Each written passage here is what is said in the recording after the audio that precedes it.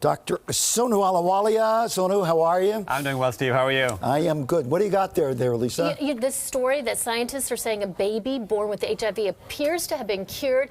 The baby was given medication within 30 hours, really aggressive treatment, and is now 2.5 years old with no signs of the infection. So this is only the second time. There was a man a while back, and now this is the second time that there appears to be a cure. Right. So as far as conventional wisdom goes, we know that HIV can be controlled, right? We can give medications, we can suppress it, but we haven't cured it yet, except for that one case where somebody got a bone marrow transplant for leukemia. And the bone marrow was genetically resistant to HIV, and so he was cured.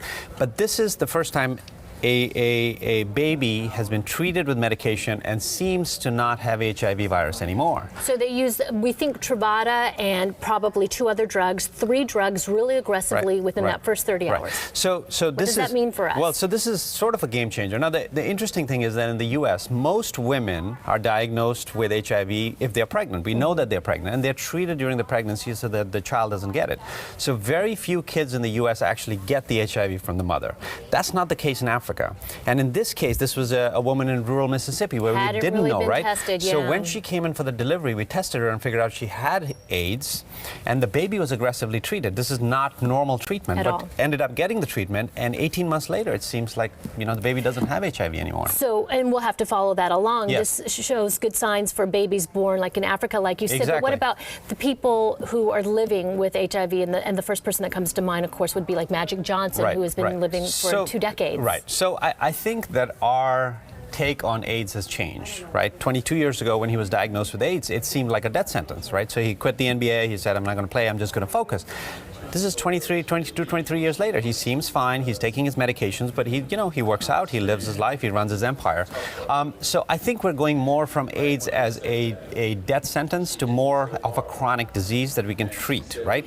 But this is something new. Maybe we can cure it. We don't know that, but it's a ray of hope. And you also quickly mentioned there's an at-home test, which I had not heard about. Yeah. So there is no reason now that people should not get tested, right? There used to be the stigma walking into a clinic, an AIDS clinic, you know what? You can get this test at CVS. It costs $39, and you can test yourself. At home.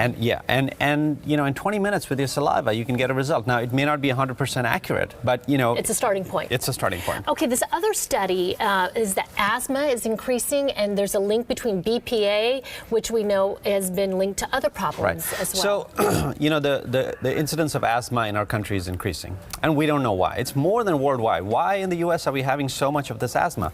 So we're trying to find different reasons. Is it environmental pollutants? Is it something that we eat? Is it something genetic? We don't know. So there was a study done at Columbia, New York, where they looked at all these mothers, their BPA levels, and the BPA levels in kids, and they tried to correlate it to asthma, and they found that there was some correlation between the BPA that they were consuming and the asthma in the kids. So that is scary.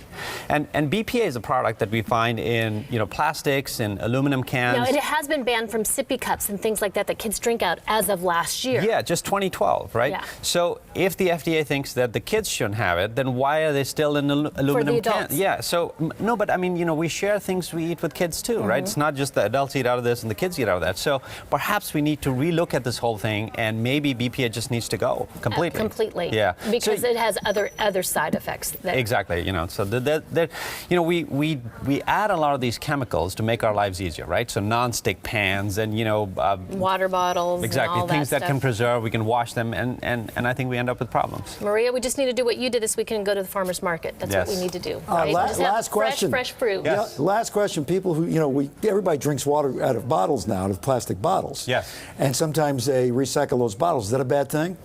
Well, plastic is bad, yes. For the environment, for sure. We don't know what other chemicals the plastic has that might leach into the water. So we say, you know, please use glass as much as possible. Thank you so much. Okay. And Lisa Breckman, we thank you as well. Thank you, Steve. You're welcome. I got to get rid of everything we have here. They don't let you use, I know. They don't let you use glass at a pool. That's a problem. You have to use plastic. Right. Yeah, okay. Thank you, Dr. Ahluwalia.